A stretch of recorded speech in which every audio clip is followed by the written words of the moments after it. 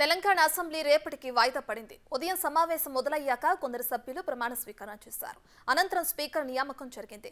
గడ్డం ప్రసాద్ ఏకగ్రీవంగా ఎన్నికైనట్లు pro tem speaker Akbaruddin ప్రకటించారు. సీఎం రేవంత్ రెడ్డి, ఉప ముఖ్యమంత్రి బట్టి విక్రమార్క సహా అన్ని పార్టీల సభ్యులు గడ్డం ప్రసాద్ను సభాపతి స్థానంలో కూర్చోబెట్టారు. ధన్యవాద తీర్మానం ముగిసిన తర్వాత అసెంబ్లీ రేపటికి వాయిదా పడింది. కేబినెట్ సమావేశం మొదలైంది. రేపు సభలో గవర్నర్ తమిళిసై ప్రసంగం ఉంటుంది. ఆ ప్రసంగంపై మంత్రివర్గంలో చర్చిస్తున్నారు.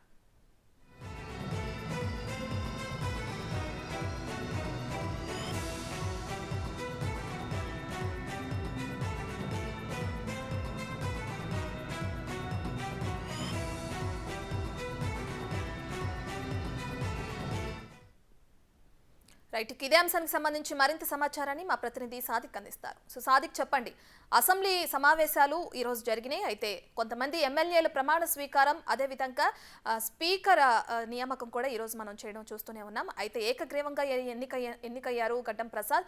అయితే రేపు కూడా రేపటికి వాయిదా పడింది అసెంబ్లీ సమావేశాలు. దీనికి సంబంధించిన అప్డేట్స్ ఏంటి సాదిక్?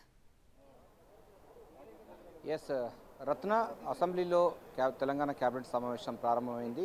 ముఖ్యమంత్రి రేవంత్ రెడ్డి అధ్యక్షతన జరుగుతున్నటువంటి ఈ కేబినెట్ సమావేశంలో సింగిల్ పాయింట్ ఎజెండాగా ఈ కేబినెట్ సమావేశంలో చర్చిస్తున్నారు. ప్రధానంగా రేపు గవర్నర్ ఉభయ సభలను ఉద్దేశించి ప్రసంగించబోతున్నారు. ఎందుకంటే అసెంబ్లీ ఎన్నికల తర్వాత మొదటిసారిగా జరుగుతున్నటువంటి అసెంబ్లీ సమావేశాల నేపథ్యంలో ఉమ్మడి అంటే రెండు శాసనసభ, శాసన మండలి రెండు సభలను ఉద్దేశించి కూడా రేపు గవర్నర్ తమిళిసై ప్రసంగిస్తారు. ఈ నేపథ్యంలో తమిళిసై సంబంధించిన ప్రసంగానికి కేబినెట్ ఆమోదం తెలపాల్సి ఉంటుంది. ఈ నేపథ్యంలోనే ముఖ్యమంత్రి రేవంత్ రెడ్డి అధ్యక్షతన కేబినెట్ సమావేశం ప్రారంభమైంది. కేబినెట్ ఏకగ్రీవంగా గవర్నర్ ప్రసంగానికి ఆమోదం తెలిపింది. దీంతో పాటుగా 6 గ్యారంటీ స్కీమ్స్ పైన కూడా ఆమోదం తెలిపినట్టుగా మనకు సమాచారం అవుతుంది. ఎందుకంటే తెలంగాణలో కాంగ్రెస్ ప్రభుత్వం వచ్చిన 6 గ్యారంటీ స్కీమ్స్ అమలు పరుస్తామని కూడా చెప్పడం జరిగింది ముఖ్యమంత్రి రేవంత్ రెడ్డి. అదేవిధంగా తొలి రోజు కూడా సంతకాలు పెట్టింది 6 గ్యారంటీ స్కీమ్స్ పై. దీనిపైన కూడా కేబినెట్ ఆమోదం తెలిపింది.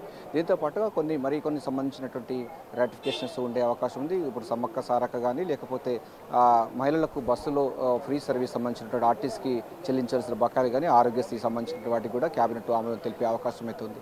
అయితే రేపు గవర్నర్ ప్రసంగంలో ఎటువంటి అంశాలు ఉంటాయి, ఆ అంశాలన్నింటిపైన కూడా ఎట్లా ఉండబోతుంది, ఆ అంశం పైన కూడా పూర్తి స్థాయిలో కూడా కేబినెట్లో అయితే చర్చిస్తున్నారు రత్న. ప్రధానంగా రేపు సింగిల్ పాయింట్ ఎజెండాగా అంటే గవర్నర్ ప్రసంగానికి ఆమోదం తెలిపిన తర్వాత రేపు గవర్నర్ ప్రసంగిస్తారు. ఈ నేపథ్యంలోనే కేబినెట్ సమావేశం కొనసాగుతుంది. మరికొన్ని అంశాలు కూడా రాజకీయ పరిస్థితుల అంశాలతో పాటుగా ఆ సభను ఎట్లా నిర్వహించాలి, సభకు సంబంధించిన అంశాలను తీసుకోవాల్సిన చర్యలు పోయి అదే కొంతమంది కొత్తగా సభ్యులు కూడా ఉన్నారు. సో ఎట్లా ముందుకెళ్లాలి లక్ష్యంగా కూడా కేబినెట్లో చర్చించే అవకాశం ఉంది.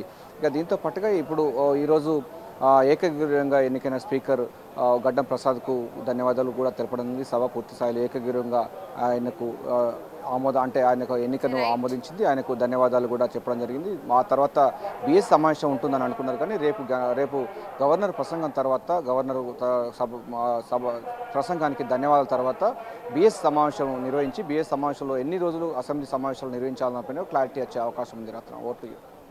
Right, thank you Sadiq.